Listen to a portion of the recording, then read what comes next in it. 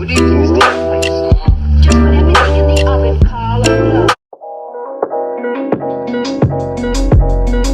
setahun kita melalui pandemi ini. Gimana ya Wownet melalui masa-masa ini? Yuk ngobrol santai bareng tim Wownet. Halo semuanya.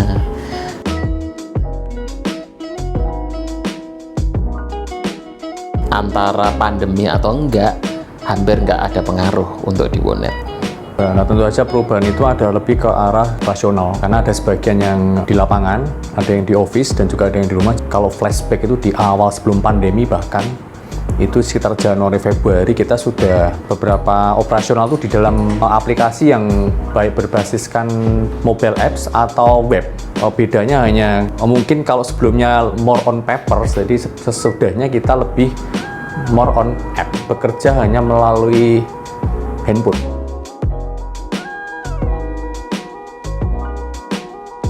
Calon customer kita, kemudian beberapa customer kita juga misalnya kalau ada masalah koneksinya mereka, kita harus visit, kita harus dilengkapi dengan APD segala macam. Yang intinya kita berusaha sama-sama safety for our team and safety for our customer. Perubahan yang paling susah kan adalah masalah habit ya. Jadi kalau karena kan itu istilahnya kita force major ya kalau saya bilang ya, pandemi ini. Jadi kita kalau tidak dalam kondisi begini kan kita tidak cepat beradaptasi atau berubah, kita akan ketinggalan dengan yang lain. Dari sisi saya dan lapis para menteri ini istilahnya harus jadi buzzer. Jadi istilah kita tuh buzzer. Kalau semuanya diam ya susah. Saya buzzer ke para menteri, istilahnya para menteri harus buzzer ke bawah. Nah itu kita target misalnya, pada waktu tenggat ini kita harus sudah melakukan ini. Nah itu semua kita jelasin. Biasanya sebelum pandemi itu di akhir tahun kita ada end year meeting, baru 2 kali ya. Kebetulan kita kan lagi benar-benar kelola ini dari 2019 akhir. Jadi di end year meeting ini kita sampaikan juga pencapaian di tahun tersebut, lalu plan di tahun berikutnya. Nah itu yang mungkin mempercepat, karena pada waktu dijelaskan dan apa plan itu mindsetnya sudah ada. Berikutnya adalah kita merubah habit dari yang lama atau sebelumnya tidak pakai menjadi yang pakai yang baru, itu aja.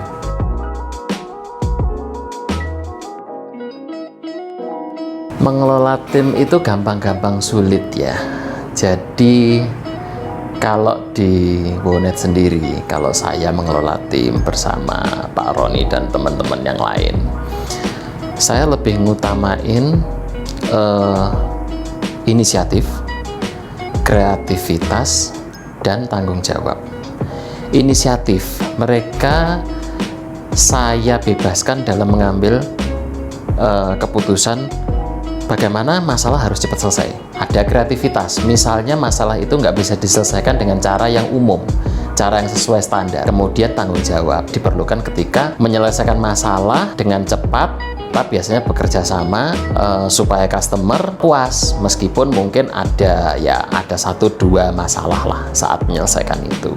Lebih ke komunikasi ya. Tahun-tahun sebelumnya itu adalah kecepatan dari pimpinan atau atasan ke lapis-lapis yang di bawah. Nah itu yang harus kita percepat. Kecepatan ini bisa kecepatan komunikasi, kecepatan flow. Artinya misalkan ya hal yang perlu diputuskan itu tidak harus one man show ya. Jadi semuanya itu kita ada di awal tahun itu kita sudah bikin semacam apa ya, matriks, baik matriks produk, matriks pekerjaan. Artinya apa? Artinya pada waktu ada hal-hal yang perlu diputusin oleh istilahnya dari para menteri tadi, mereka nggak harus come to me. Jadi mereka karena sudah ada kerangkanya, mereka tinggal ini masih masuk misalkan, nah mereka bisa putusin. Nah itu akan mempercepat. Kemudian juga eskalasi. Usahakan komunikasi itu di para menteri. Entah para menteri tahu atau nggak ke level bawahnya, saya nggak peduli. Mau nggak mau mereka akan cari tahu. Nah, artinya otomatis eskalasi itu akan terbentuk.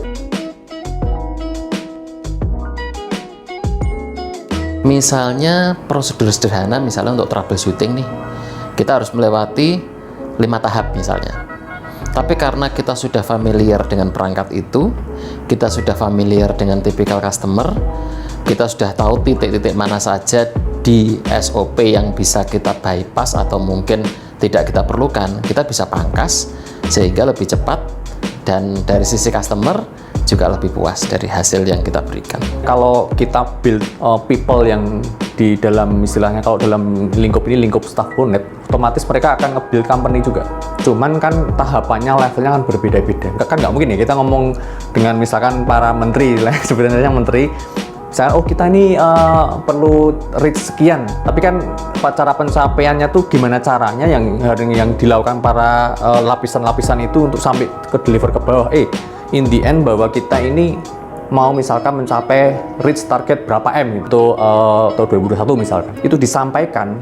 Saya lihat itu mereka lebih tahu kenapa mereka harus bekerja bangun pagi, memulai pekerjaan hingga malam. Dan itu efeknya itu mereka saya lihat sudah nggak kelihatan working from 8 to 5. Kita kondisi WFH ini harusnya lebih robust gitu, karena semuanya kondisinya susah.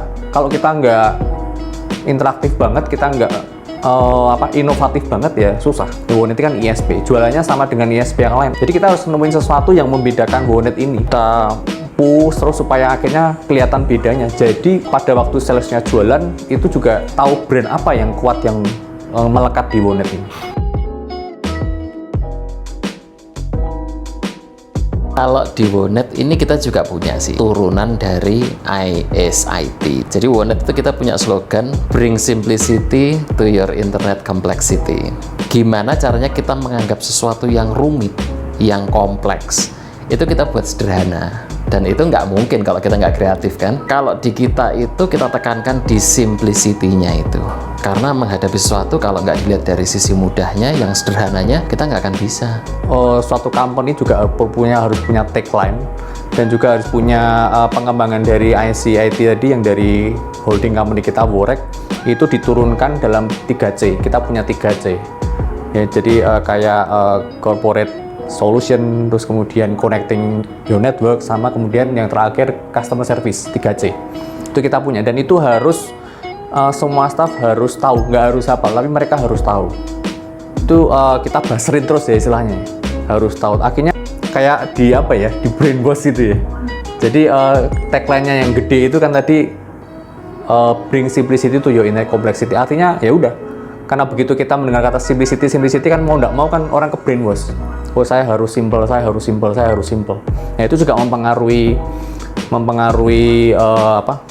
pola kerja semuanya. Itu yang visi yang harus dan misi yang harus kita sampaikan. Dan kedua adalah komunikasi di sini bukan komunikasi dalam arti jika ada sesuatu kita bilang bukan seperti sesimpel itu ya, tapi lebih ke open communication.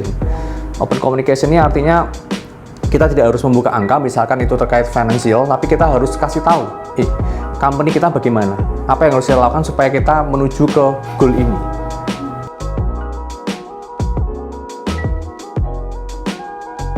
Lima tahun lagi mungkin best ISP di Indonesia kali ya. Kalau yang tahu Wonet sebelumnya ya, Wonet ini bener-bener kondisinya itu di bawah. Ya namanya di bawah kan nggak ada yang enak ya.